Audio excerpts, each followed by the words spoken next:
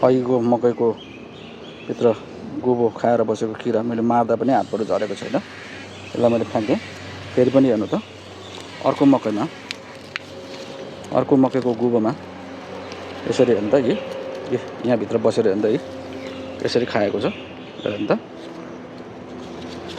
फेरि यो पनि यो मकैको हेर्नु त गोबोलाई यसरी सत्यनाश हुने यो जति औषधि हाले पनि।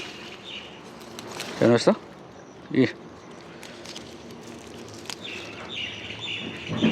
यस्तो भित्र बसेर ल अन्त त्यो पनि धान चमारो लागेको मकैलाई समेत यिनीहरूले छोडेन ल। अन्त यस्तो किरा हुन्छ अन्त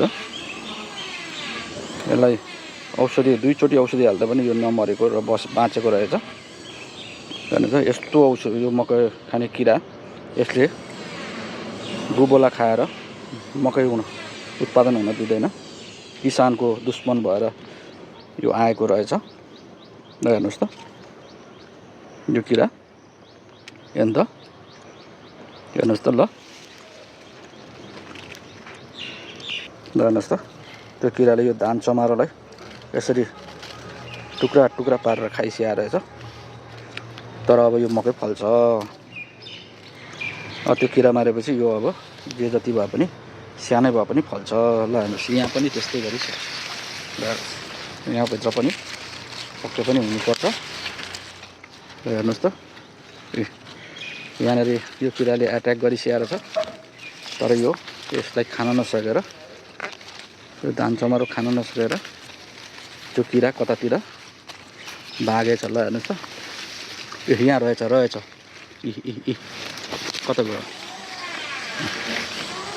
हेर्नुहोस् त यो 12 बजेको घाममा टन्टलापुर घाममा यो मकैहरूमा किरा लागेको गोबोमा लागेको किरा। हेर्नुहोस् त किसानको जिन्दगी यस्तो टन्टलापुर घाममा पनि मेहनत गर्नु पर्दो रहेछ। मेहनत गर्नु परिरहेको छ। हेर्नुहोस् त यसरी किरा औषधि हाल्दा पनि किरा नमरेपछि खोजी मार्नु परेको छ। हेर्नुहोस् त